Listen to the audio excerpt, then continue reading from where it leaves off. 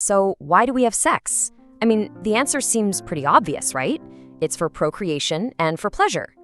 Well, for the longest time, that's pretty much what science thought too. But it turns out that's not even scratching the surface. The real story is so much more complex, way more fascinating, and frankly, a lot more human. So we're going to dive into the surprising science behind one of our most fundamental drives. Believe it or not, as recently as 1990, the editor of the Journal of Sex Research basically called science out, pointing to this huge glaring blind spot. For decades, the scientific community, kind of like the rest of society, was just, well, too prudish to really dig into a core part of who we are. And that left this massive hole in our understanding of ourselves. So before 2007, you had the old view, which was super simple. The scientific literature pretty much boiled it all down to two things: making babies and, feeling good. But the new reality? It's astoundingly different. We're talking over 237 distinct, scientifically identified reasons. No, you heard that right, 237. That's a pretty big jump, wouldn't you say? So how in the world did we get from just 2 reasons to over 200? Well, it all comes down to this one pivotal study back in 2007 by 2 researchers, Cindy Meston and David Buss. They decided it was finally time to do something revolutionary: just ask people. And their method was just beautiful in its simplicity. They got hundreds of people together, a real mix of ages from 17 all the way up to 52, and they posed just one single open-ended question. And this was the question. Now, the absolute genius part here is that they didn't just ask, why do you have sex? They added, or someone you have known. And that little addition, it was like opening the floodgates. It gave them this incredibly honest, unfiltered look into all the possible motivations, creating this massive new treasure trove of data. But here's where it gets really mind-blowing. After combing through all 237 of those unique reasons, the researchers found that every single one, every last one, could be sorted neatly into just four fundamental categories. And within those 4, they found 13 key subfactors.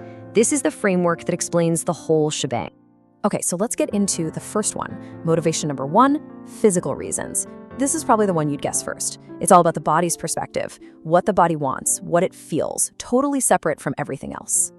But even this gets broken down into 4 distinct parts. You've got tension relief, yep, straight up stress relief.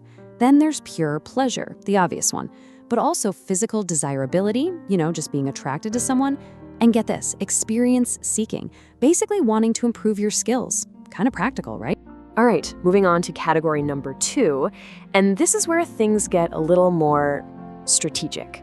It's called goal attainment, and it's all about sex as a means to an end. It's not about the act itself, but about what the act can get you. And these motivations can be super pragmatic, and honestly, sometimes a little dark. We're talking about things like using sex to gain resources or favors, or to boost your social status, even to get revenge on an ex.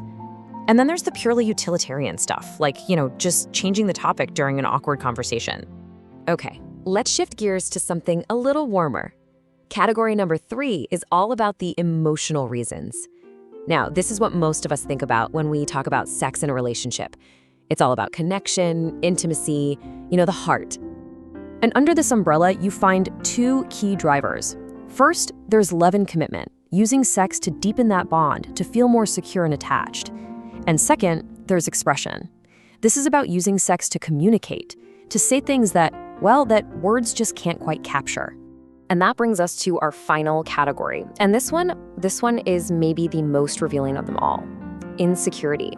These are the motivations that don't come from a place of strength or love, but from a place of fear, obligation, or even a fragile ego. And there's a lot packed in here. You've got using sex for a self-esteem boost, to feel more desirable or powerful.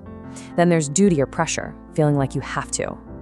And then there's this fascinating one called mate guarding, which is basically having sex to keep your partner from straying or being poached by somebody else. So there you have it, the 4 big pillars of sexual motivation. But the researchers didn't stop there. And this is where it gets really interesting. They compared the responses from men and women. And it turns out sexuality is one of the areas where we see the biggest psychological differences between the genders. So what did the data say? Well, men, way more than women, endorsed physical reasons. This means things like being turned on just by a partner's appearance, or simply because, hey, the opportunity was there. And men were also far more likely to cite pure physical drive, just being horny, as their reason. But check out the nuance on the emotional side, because this is fascinating. While women endorsed expressing love more than men did, the study found something huge. When it came to wanting to feel connected or desiring emotional closeness, there was literally no gender difference at all. Both men and women craved that intimacy equally. And now for the biggest stereotype buster of them all. You know that old cliche that women use sex to get what they want? Well, the data says nope. In fact, it's the other way around. Men, more than women, endorsed those utilitarian reasons, like getting a favor. And they also endorsed status-related reasons more, like gaining bragging rights. So yeah, that old trope, totally busted by the science. Okay, this is all fascinating science, for sure. But the real power of this research isn't just knowing the data. It's about turning that lens inward and actually applying it to our own lives and our own relationships. So the big question becomes, what do you actually do with this framework?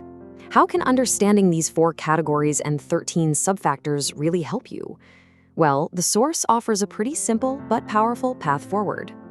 It's a 2-step suggestion. First, spend some time just exploring your own mind. Maybe try journaling for a month about your own motives when these feelings and actions come up. You might be surprised by what you discover. And second, use this as a tool for communication. Talk to your partner about their motives. See where you align and where you diverge. It could open up some of the most important conversations you'll ever have. In the end, this entire explainer really boils down to one simple but profound question. The science can give us the categories and all the data, but only you can answer for yourself. So what makes you tick?